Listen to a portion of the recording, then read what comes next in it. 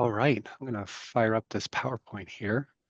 I should see our title slide, Visualizing Culturally Grounded TVR and Amplifying Your Contributions up on the screen.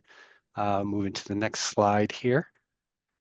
So what we'll cover today, we'll have we already did some housekeeping introductions. My name is John McDermott. I'm a outreach and technical training professional here at the Institute for Human Development, representing the CARE project today, which we'll talk a little bit about later. And also, just right now, I'd like to thank the AVERTAC team for stepping up and taking some of these roles inside of these breakout rooms that you'll go into later. But I'm going to hand it off to Megan for an introduction, and then we'll just continue down this list.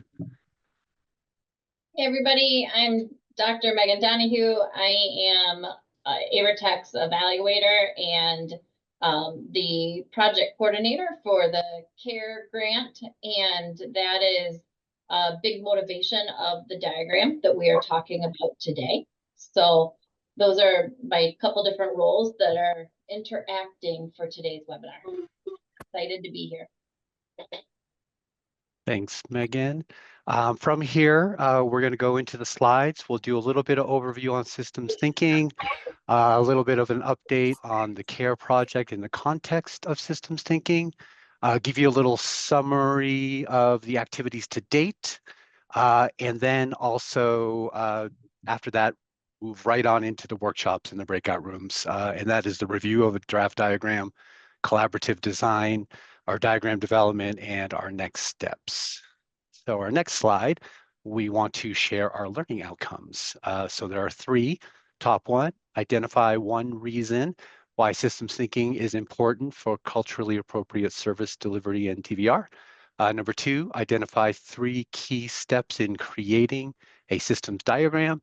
And then number three, translate one section of the culturally appropriate service delivery systems diagram into plain language. So those are our three. We'll do some little knowledge checks along the way for each one of those learning objectives or learning outcomes, and then go from there. So a little bit of an overview on systems. Feel free to just kind of kick back and listen for the next about 10 minutes. We're just going to move through these slides and go from there. So a system is a group of related parts or components that interact with each other to form a larger purposeful whole. So you can think of like a band or an orchestra. Each instrument plays its own part, and when they come together, perfectly timed, perfectly tuned, they create something far greater than the sum of the individual parts. So that's a system, a set of things working together. Now, here's the key. In a system, every part is connected. Each component depends on the others to function. Take one out and the system potentially collapses. But when everything works together, the system achieves a goal, whether that's creating music or running a business or providing services. So we ask, what's in it for us? Systems thinking allows us to see the whole picture. It helps us to uncover how things connect, where they break, and most importantly, how they can be improved. It's like having a map in unfamiliar territory. It shows us just not where we are, but how everything else kind of fits together. When we embrace systems thinking, we gain a clarity. We see complexity not as chaotic, but as something that we can organize. We can gain efficiency because every part of the system can be aligned to work toward the same goal. We can gain adaptability because when we understand the interdependencies, we can adjust when one of the pieces change. And we kind of gain an impact because when everything else kind of clicks into place, the system achieves more than we could ever accomplish working in silos or separately. In short, the systems thinking doesn't just help us manage, it helps us lead. It transforms how we understand the challenges, solve problems, make decisions, and ultimately it's how we go from just surviving in complexity to thriving inside of it. So we can say that's what's in it for us when we think about systems. So a little bit about systems. You know, you ever wonder why some things in life are straightforward and some things kind of have a mind of their own. That's because there's a big difference between simple systems and complex systems. And understanding this difference can change how you approach just about everything. So we'll start with simple systems. Picture a recipe, you gather the ingredients, you follow the steps, and then boom, you get the same result every time. It's predictable, it's controlled, it's easy to explain. Um, a light switch, flip it on, light turns on, flip it off, light turns off. The components are few, the interactions are linear, and the behavior is predictable. Simple systems are like your go-to playlist. Press play and you know exactly what you're getting. So we'll shift gears into complex systems. Imagine potentially running a community center and each person walking through the door has unique needs. So one family might be looking for housing assistance, a teenager might be looking for mental health help, and a senior may be seeking companionship. So meanwhile, yeah, funding changes and staff is stretched thin and the policies shift overnight. Uh, Providing services to humans in a complex systems means navigating a web of interconnected needs and resources and constraints. It's dynamic, it's unpredictable, and deeply human. But when it all comes together, it kind of has the power to transform lives. Complex systems are full of moving parts, endless connections, and unexpected surprises. Change one thing and you might set off a chain reaction that you've never anticipated. These systems adapt, they evolve, and often behave in ways that no one can really fully predict. Um, and we might ask, why does this matter? The world is packed with systems. Some are simple, like a light switch. Others are complex, like running a business, managing a city, or even trying to improve a community. The better we understand we're working with a simple system or a complex one, the smarter our decisions can be. So do we follow a step-by-step plan or do we need to stay flexible and adjust as we go? Um, so here's a challenge for you. The next time you face the problem, ask yourself, what kind of system am I dealing with? Is it simple? Might as well just stick to the recipe. If it's complex, we have to think about the relationships and be flexible and fluid and adapt and be prepared for surprises. Systems thinking isn't just a skill, it's a way of making sense of complex challenges. And once you start seeing the difference, you'll kind of never look at the problems the same way. Switch slides.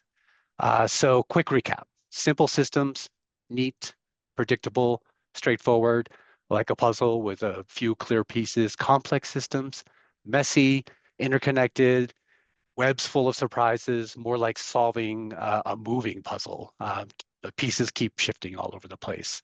Um, so why do we focus on this?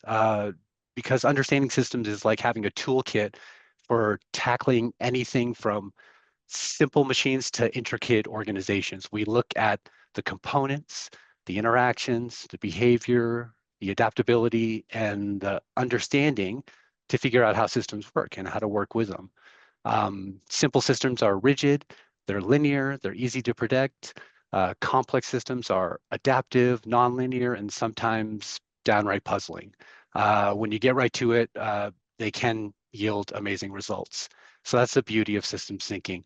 It kind of equips you a way to navigate both with simplicity and complexity, with clarity and a confidence. So to put it all into sort of context, we're CARE, the Culturally Appropriate Research in American Indian Employment Project, and we care deeply about employment because it's more than just a job. It's about creating opportunities. Uh, in the Avers case, honoring cultural values and building futures. That's why the CARE project is here to bridge these gaps in understanding and celebrate the unique approaches that makes American Indian vocational rehabilitation services impactful. Imagine turning community wisdom into evidence-based practices. It might be a stretch, but it's just a thought for you to consider. Next slide.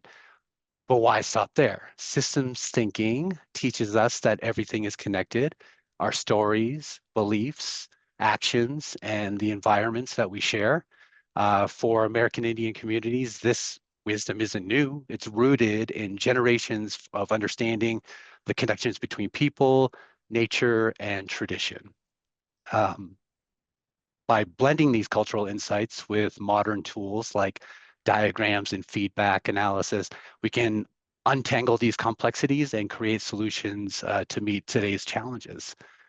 Whether it's through storytelling or policy making, systems thinking empowers us and to envision this change that's sustainable and culturally rich. Uh, so today, let's workshop. Let's honor what works and reimagine what could. Together, we can help shape these systems, and they may reflect the strength and wisdom of the communities that they serve. And a quick little recap here around the summaries of these activities. We've been on quite this journey together. Began in June 2024 at the KNAR conference, and we introduced the idea of causal loop diagrams as a way to map culturally appropriate service delivery. We beta tested this concept with directors and vocational rehabilitation coordinators, collecting the initial factors and sparking conversations around how they relate to each other. In December 2024, we took it a little further, did a presentation on visualizing culturally grounded TVR, and hosted a workshop to organize and start drawing these causal style diagrams. And in just under 2 months, we built on those contributions that you made during the December conference and refined the framework a little bit, iterated a little bit on the feedback to bring us to today. Just a reminder, causal loop diagram isn't just lines and arrows. You'll see that on the images that we're going to share, but it's a way to see the invisible, to map these relationships and to potentially spot these leverage points that we can drive real change. And today, it's your turn. So we'll be sending you into breakout rooms a little bit later. And hopefully you can bring your expertise to the subject, and then we can push our work forward. So simple, complex, little of both. We're going to dive in from here. Going to hand this off to Megan for the introduction into the breakouts. First, sorry, a poll. Yeah. Send us a chat, everybody. Why is systems thinking important for culturally appropriate service delivery in TVR? Let's test if John was able to convey that or not. Were you paying attention or were you snoozing after lunch? And so, pregnant pause, uncomfortable silence while we wait for those chats to come in. This is the first audience interaction of many that we're having. Oh, it's actually formed as a poll, so I probably can't see those as those come in. John or Ava, can you start reading some of those chats that you're seeing? Could be. We can also use the chat instead. Wouldn't you want to do that so we can see it? That's what I thought we were doing, but Okay, perfect. it all works for me. I'm going to end the poll. My apologies for anyone who's writing already. And then if we could just use the chat.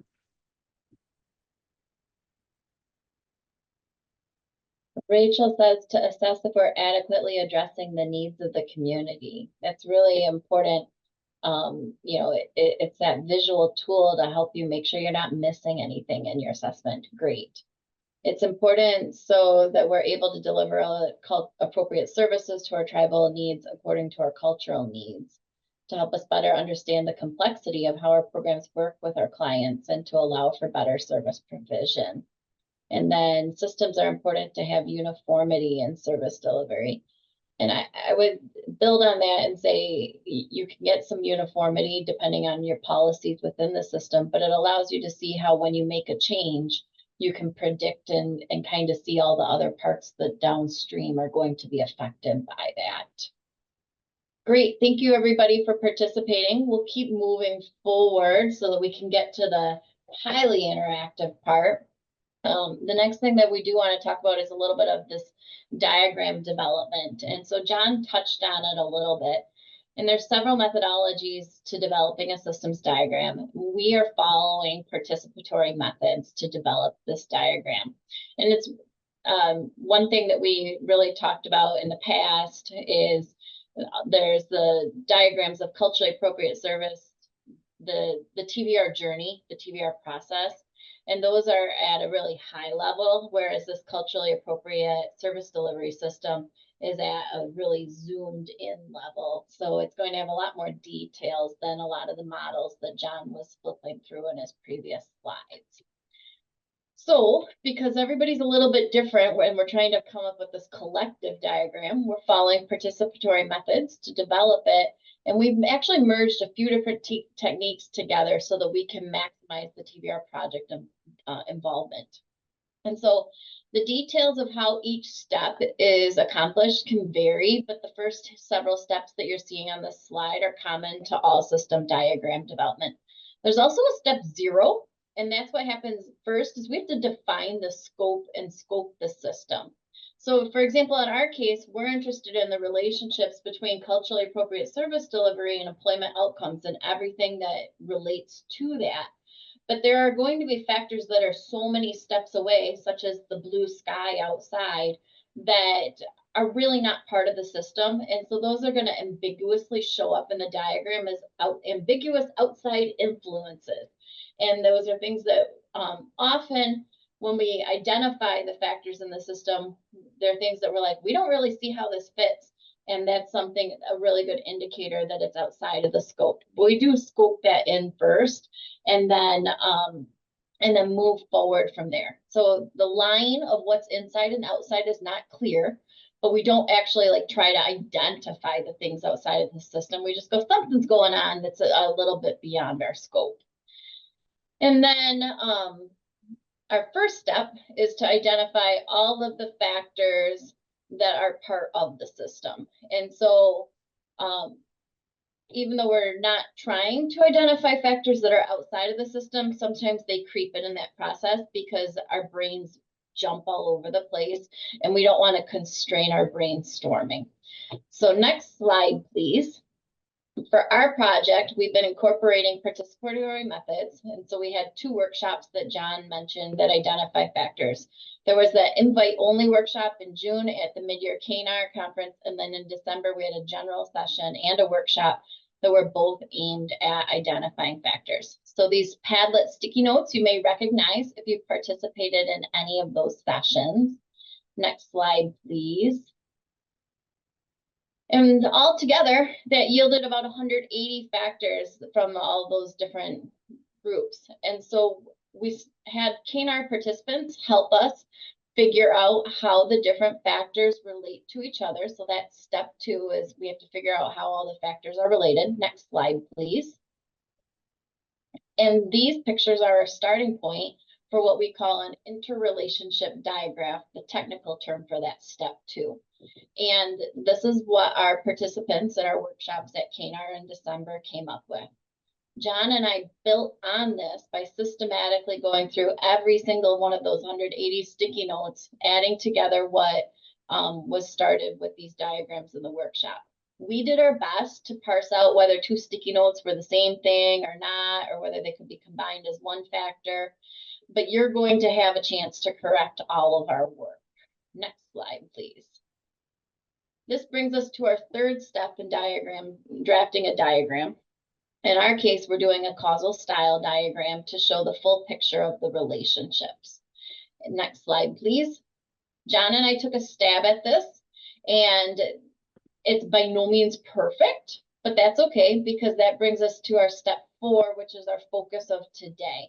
So we are going to reflect and iterate on the factors and relationships in all of the diagrams. Next slide, please.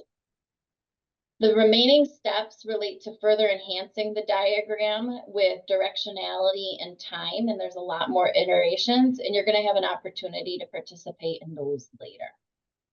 So that brings us to a quick check-in question. Next slide, please. And please launch our poll. So this is multiple choice. It should be fairly quick to answer. And that is, which of the following is not a step in developing a systems diagram?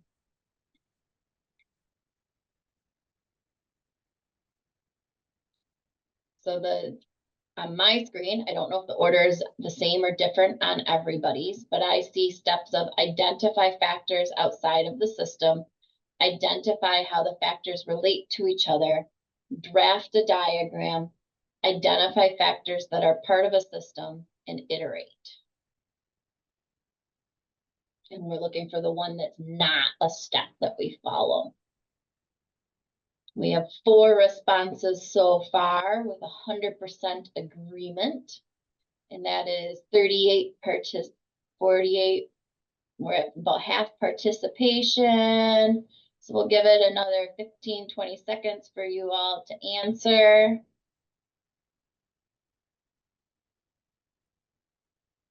And 61% have participated.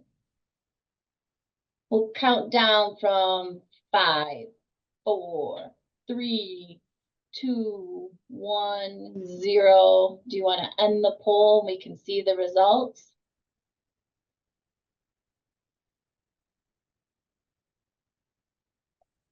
And I don't know if they're showing up on everybody's screen individually or how that view looks. However, what we're seeing is about 3/4 of our respondents have the answer correct at identifying factors outside of the system.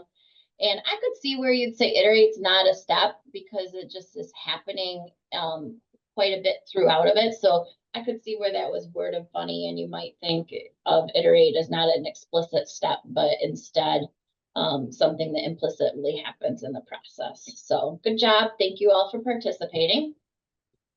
And that moves us into the meat of our workshop today, which is it's heavy on the audience participation. So what we're going to do is take that big, huge diagram. I will give you the 30-second overview of it. And then we're going to break it down into digestible chunks. And in each digestible chunk, I put 3 of them together for us today. We will then, after we've talked about it in layman's terms and non-technical diagramming language, we're going to then go into breakout rooms and discuss, and I'm asking you to figure out, are all the different factors or the different parts that are in there correct? Should they be maybe combined together? Is that too big of a grouping, and there's 2 things that are influencing it separately, so we need to split that out and having some of that discussion. Is anything missing that should have been included in there? And then there's all these arrows on there that are describing relationships, and we're trying to find out if those accurately describe your knowledge. So are they connecting in the right order? Should there be more arrows that are added or removed? Should there be different directions to them? And then does that relationship add or subtract? We need a note taker in each session, and they'll be up on whiteboard so you can mark up the diagrams. The goal is to have collective agreement, but if you can't all agree, that's okay. Go ahead and put it in the parking lot, and then we will address it again later or as a whole group. Anything else I want to say on this? I don't think so. So we're going to move into our next slide, which is me talking through the whole diagram. I'm going to zoom this in on my screen. And so we have, John, you're following along with a pointer so everybody can see what I'm talking about, right? Please. Thank you. So we have one part, and this one we're not going to dive into later on, is the upper left corner. We have this small loop. And I guess I should start with, we're centering everything as to how it relates back to that competitive integrated employment, the goal that we're trying to achieve that with our IEPs, IPEs, and that we're trying to kind of keep all of our thoughts centered on how it ultimately affects that. And so over there in that column, we have this one loop circle where we have that disability is not a part of the culture. And that is related to our understanding of disabilities. And then the fact that disability is not part of the culture also is related to the community's understanding of TVR.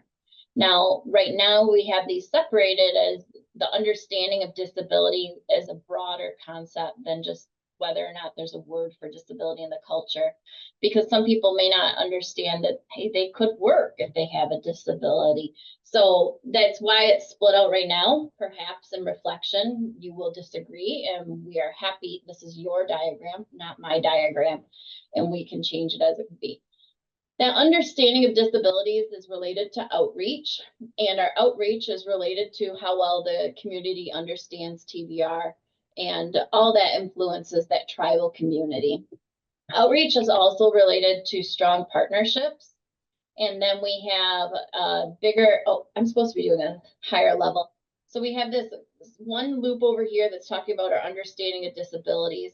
Over here on the right side of the diagram is kind of related to how policies are influencing things. So there's state and national policies that then affect maybe tribal and employer and local policies. All of that will relate to cultural practices.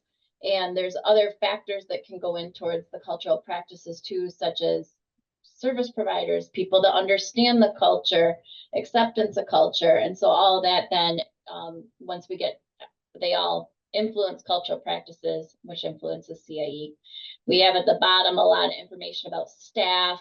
There's staff turnover, training of staff, alignment of staff skills relating to CIE. And we also, we have another quadrant, which is really related to the geography and environmental constraints. You know, if you're in an isolated location, how many opportunities you have, how that affects the number of service providers, the accessibility of transportation. So we have quite a few different levels where things are happening, and all that ultimately does come back to the CIE.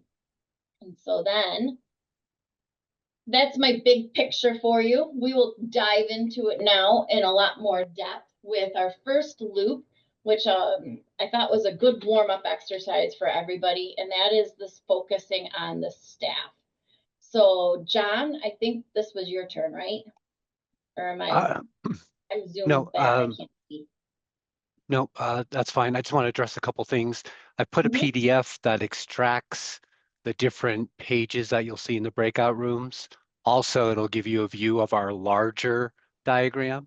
And just as a reminder, when you get in there into the breakout room, there's a couple tabs at the top to go from whiteboard to meeting.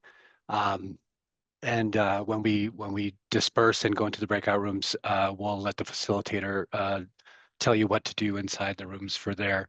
But as Megan was saying, we kind of zoom in on this little part here on the culturally informed staff.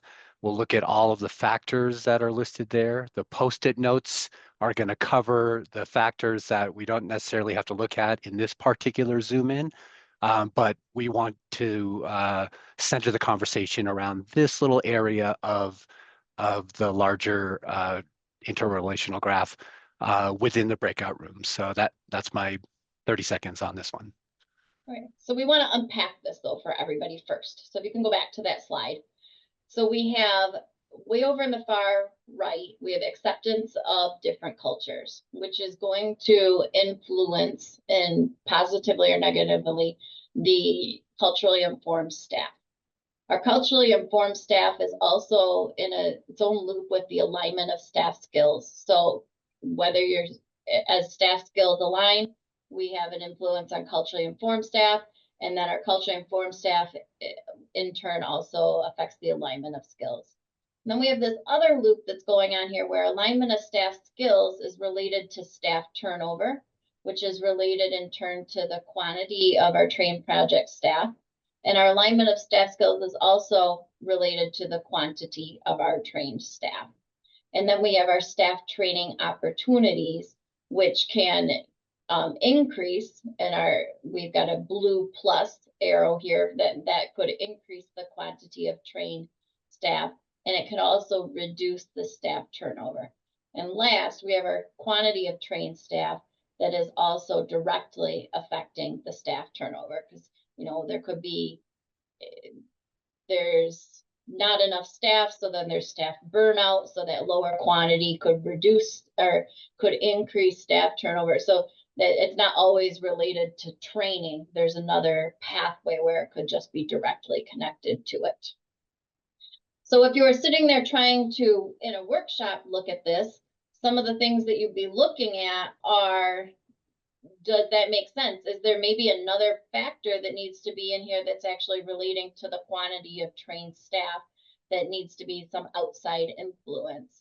We'd also be looking at all of these gray arrows and deciding if they should be red or blue, or with, like, you know, as alignment of staff skills increases, that should reduce staff turnover, right? And that's something that as a group we'd like you to talk about and decide. And then also anything that we have on here is not stuck. This is a draft for you to react to. And so mark it up, change it, and make it your own. Does anybody have any questions for the group as a whole before we break out and discuss this in more depth?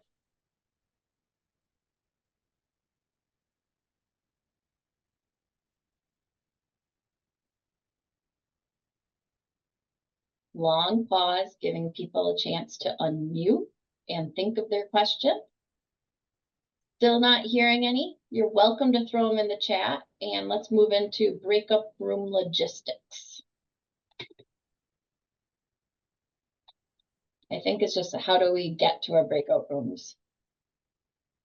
How to get to breakout rooms. So at the bottom of the Zoom, you'll see some icons. The breakout rooms are a 4-quadrant filled in white icon. You'll click on that. I think we're ready to go into them, right? We're gonna have about 7 minutes to do this part of the workshop. Okay. All right, here we go. All right. Next slide.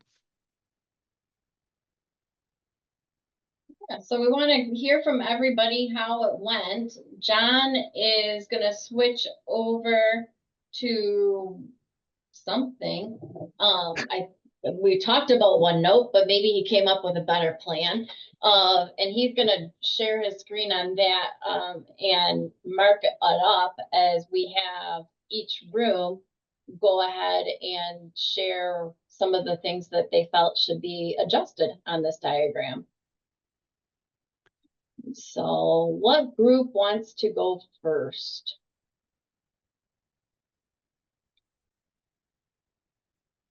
I volunteer Dominic to report from our group, but I don't know if he wants to go first.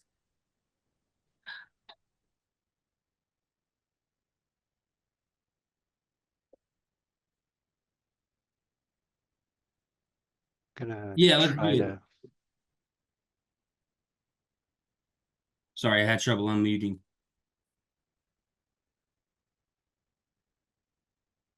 Do you need the questions, Dominic? Do I need to put them over in the chat, the questions that we asked?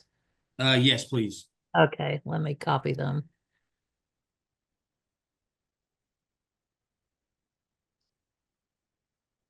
Is that okay, Megan? Yeah, I mean, I don't care if they're in the chat. I can't see that. I must have the chat hidden. There we go.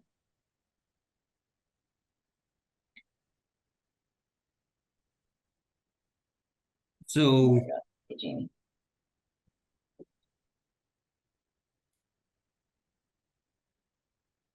so we had for ours, are the factors correct? We put understanding of what CIE is and what outcome looks like. And then also many native and non-native staff that could be split. And then every project is unique and has different cultures.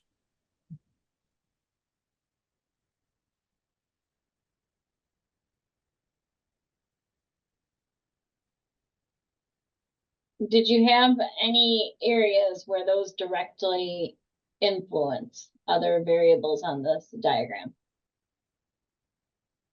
Well, we believe that some of the arrows could connect. Culturally informed staff, the arrow may goes towards the quality of trained project staff. Okay, And then also the alignment of skills could be connected to staff training opportunities. what about those three new variables?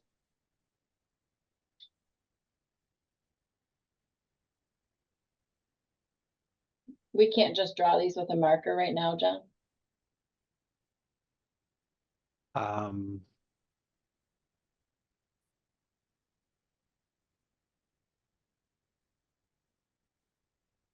that is big.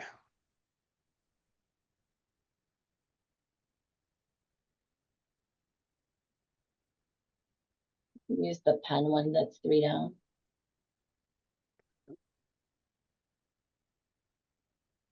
No,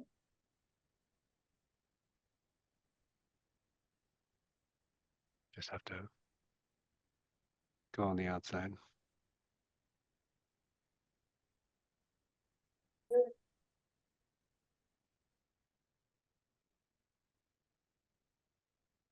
okay, what else did your group talk about and decide? We said a few should be added. Could somebody help me on that, Jamie? Which ones did we say should be added? One of the things that we talked about is the cultural competency of the program staff.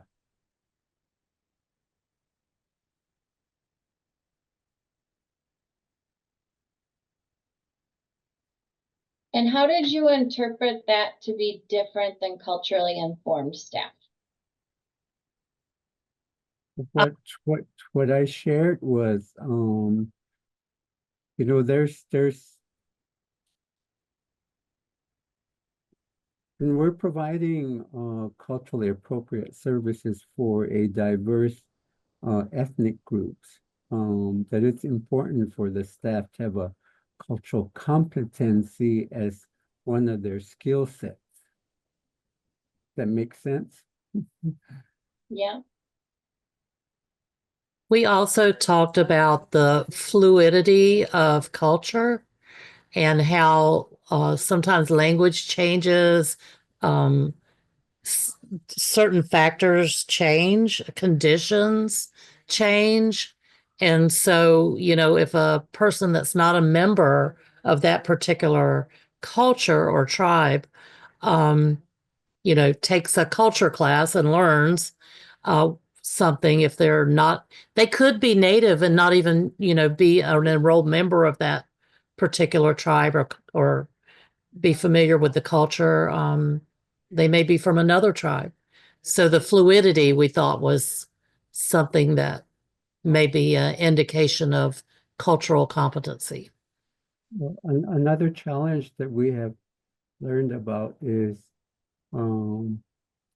when tribal language traditions, values, beliefs have been lost.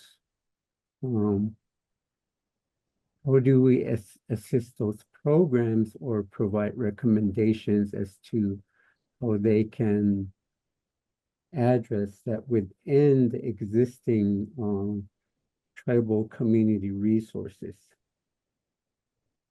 great. I'm sure your group has a lot more, but we want to hear from every group before we move on and try to do at least one more session and walk through another deeper part of the or another deep dive into the diagram. So does Ava's group want to share anything? Thank you, Megan. Thank you. Sure. John, can I switch share with you real quick and just put our whiteboard up so you can see it? Yes, and I'll take notes in here. Hold on a second. I'm gonna stop Mhm. sharing. Go for it. Ready. And I'm just gonna do it as a presentation. So our whiteboard is a little messy. Lenny and Luis, if you would like to chime in at any moment, I would love to hear it from you, since these came from you and I don't want to misinterpret what you all had to say. But we added a few things. It was kind of hard to place exactly where to put things, but we sort of ran with these ideas. Letty or Luis, would you like to share a little bit about how you felt this diagram could be changed at all?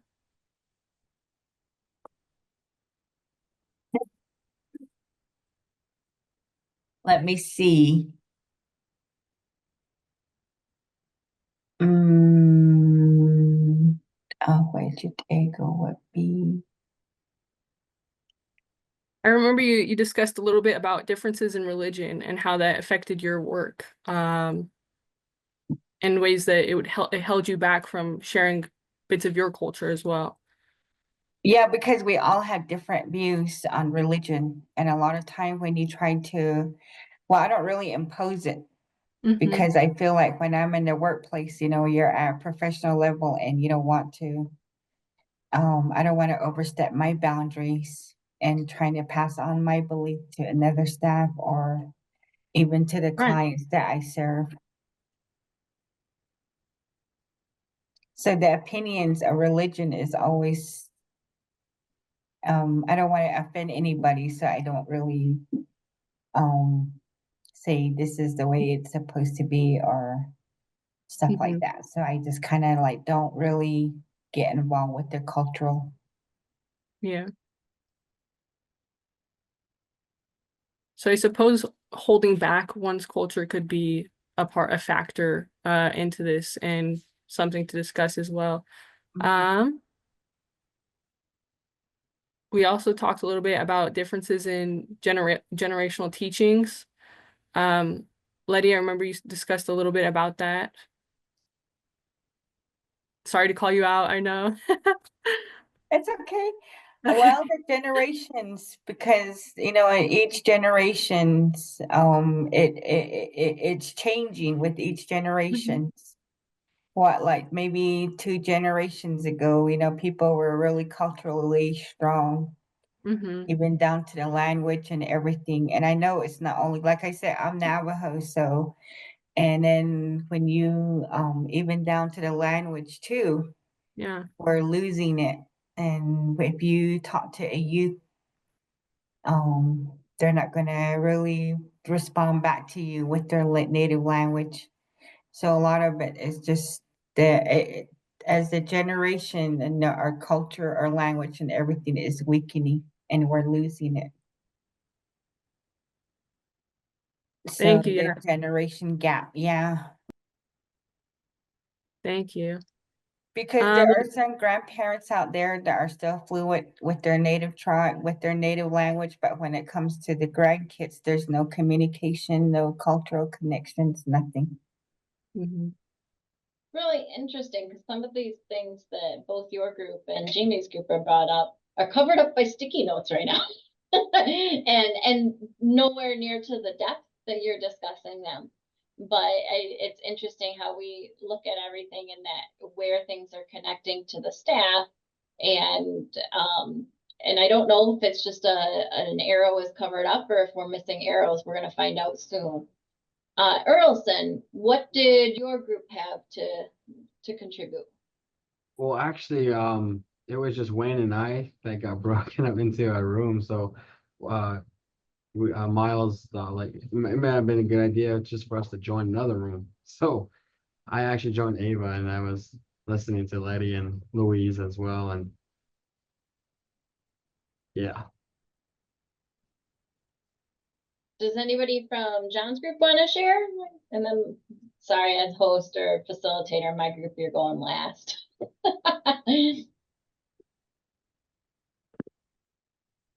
I had a late joiner, so we can skip this one and brought them up to speed to do the exercise in the next one. Okay, great. How about someone from my group? Do you want to share the 3 variables that we thought should be added?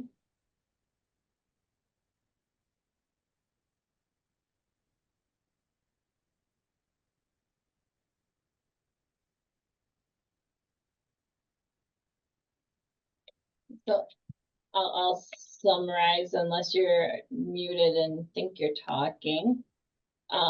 So we had a lot of conversation around the project staff's capacity and the amount of time that it takes to train a staff member to become culturally competent, especially with all of the other duties that they're putting into it. And then the other component that goes into that is, so we almost thought maybe there should be an addition of like your staff capacity as separate from the staff itself. Or sorry, not your staff capacity, the project's capacity to serve program participants.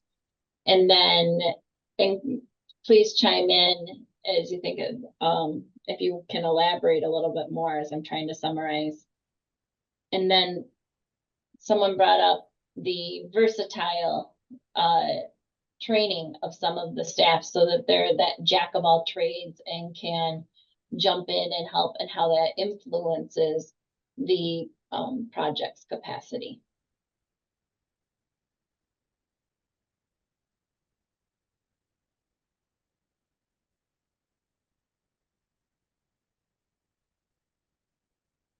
So I'm looking at the time. I think we have, I'm trying to figure out how to pivot and adjust so that we have time for a quality conversation. John, why don't you bring us to the slides and let's dive into the next section of the diagram. And I'm wondering, based off of the conversations, because we only have time for one more section, which one is of more interest?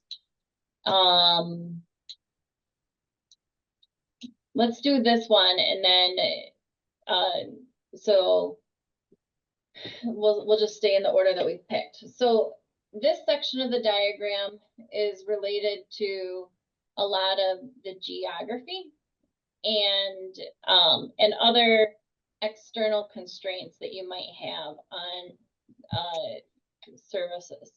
And so we have kind of, again, everything is related to CIE. One thing is the close-knit nature of the tribal communities. And this has a couple of lenses. So you have that close-knit nature, which might influence what jobs are available, knowing about jobs, that sort of thing. The other part is the lack of privacy that comes with it. And so both those angles filtered into that factor. And so the close-knit nature seems to be related to the number of service providers.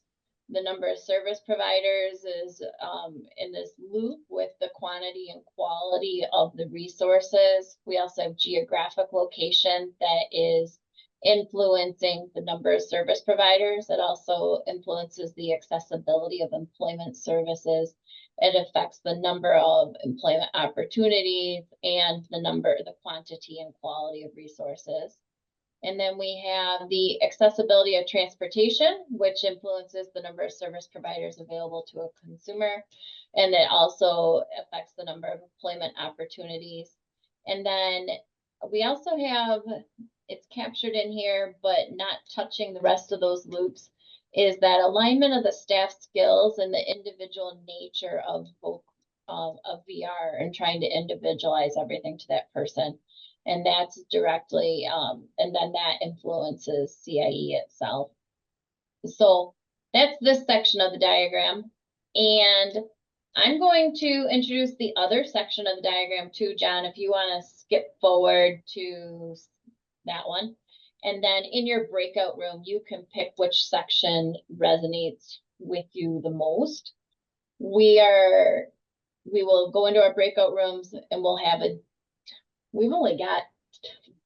about 5 minutes in the breakout rooms and then try to wrap things up. So I'm going to really rely on the facilitators to report out what came from those breakout rooms, but we'll do some sharing to the whole group so everybody can learn. So in this section, we have that cultural practices, which is related to CIE, and then it's also that loss of tradition and culture that others have mentioned, and that is looping with the number of cultural practices that happen. And then there's the number of cultural service providers, which influences the loss of tradition and culture. We also have the acceptance of different cultures that influences that loss of tradition and culture. Accessibility, especially the environmental accessibility, was brought up several times as a key thing influencing the practice of cultural practices. If you can't physically attend the ceremony, then that's a negative influence. There's also the outsider's cultural knowledge, and that plays a role in the acceptance of different cultures and the loss of traditional culture. It also influences policy. And then we had local policies that could interfere with cultural practices, building policies. You can't have smudging happening. That was mentioned, tribal policies, employer policies, all of those. And those can be independently made. Those also can be influenced by state or national policies. And then we have outreach, which could also influence policies. And then outreach influences partnerships. And we do have all of the different tribal projects have different structures, just even from each one. So there's a lot of variation. And then another aspect of that is that not everybody's one tribe. There's consortiums and that sort of thing. So a couple of different aspects of the individuality of each TVR project and their structures and in the big picture of that. So in your breakout rooms, we will take 5 minutes, and then Miles is going to call us all back in right away, and go ahead and choose one of these to discuss and have your conversation. And then we will do a rapid fire debrief afterwards. And then I will get a deeper debrief from all of the facilitators later, and we'll share what the next steps are. Megan, what I think I might do at the end of the 5 minutes is I'm just going to close everybody's rooms so that they'll all end up together, just to save a little time. So I apologize in advance that you might get cut off mid-sentence, but in exactly 5 minutes, I'm going to close the rooms. Great, thank you. We'll see y'all. Go ahead and join your rooms now. Thanks. Okay. Really quick, each facilitator want to share one thing that that your group focused on or has to add. We'll just rapid fire through. So we'll go Ava, Jamie, John, and then me. So are you ready for me to share then? Yeah. Okay. So we talked about just one factor from this graph here in accessibility of employment services. And a lot of it had to do with lack of general resources or relationships to those resources or service providers. And a lot of that does come with geographic location as well. But that's kind of what we touched on. Okay. We did the same. We basically said the same thing, Ava. We said, not all reservations are the same. Some are very rural, in Alaska, you have to take a float plane to the doctor, where other reservations are almost like a big city, with all types of resources and availability of resources. So, and then we also talked about accessibility of transportation, like how do you gauge accessibility when some of those tribes don't even comply with the ADA. And then our group, we talked a lot about the rural nature and the big thing. So you could break down that accessibility of transportation to cost, the frequency, like they have a transit, but it runs to the big city 100 miles only a couple times a week. So there's a lot of different factors that accessibility of transportation that as a whole fits in, but there's interactions within that are worth breaking down and understanding more. John? My two participants had to leave the meeting. Okay. We talked about okay. factor under tribal communities being close knit, how difficult it is really, for example, a psychological assessment. If the mental health agency is right next door to the dental office, people, not wanting to be seen going in for behavioral health services, and those type things. And how do you address that? And how do you train for that? Great, thank you. So I want to wrap things up. We have one more poll that we were going to ask of you to rate your knowledge on how well you could break down one of these sections of a diagram. I think we're going to skip that poll. We can do it, and then if you want to leave it up for a minute, and then we can immediately launch to the other poll that we have. I would also like a thumbs up, thumbs down. Did this style of workshop to go through this diagram resonate with you at all? Is it worth doing again? Looking at other sections, trying to get to more detail, or should we be trying to get participation? So do it again is thumbs up. Thumbs down, sad face, some sort of negative reaction would be find another way to work with everybody to continue to employ participatory methods. This was our first attempt. We really appreciate you humoring us while we tried to get some more input, especially in a way that could be accessible to those who could not go to KNR. So that feedback would be really helpful as we determine our next steps. And what our next immediate step is we will be working with all the facilitators to aggregate the input that everybody has given today, so none of that time is wasted or lost. And then I think that we need a couple more ways of figuring out participation and to continue the development of our diagram. I think we're going to a couple times iterate with a small group of experts who can commit to like giving me a half a day of their time or something like that, and then and narrowing it down, and then again bringing it back to a bigger audience to further reflect, discuss, and that sort of thing, because we are working very hard to make sure that this is your diagram and not mine, because it really is not mine at all. It's something that's designed to help you. So looks like we got one poll participant. Ava, do you want to go ahead and shift gears to the other poll, the closing poll? While everybody's doing that, I will take a few minutes to open the floor for further discussion, questions, that sort of thing. I also recognize if you have other meetings that you need to get to and you have to hop off. This is Lee. This is the second time I'm doing this. We did a similar exercise at the KNR conference with the project staff. I feel that your presentation of the purpose and instructions as how to participants can actually make their contributions to the discussions was very well presented to us, and I would like to know more about this and as a skill set. But I believe if this type of data gathering is also effective and the outcome is actually used and reported back to the membership, would be really great.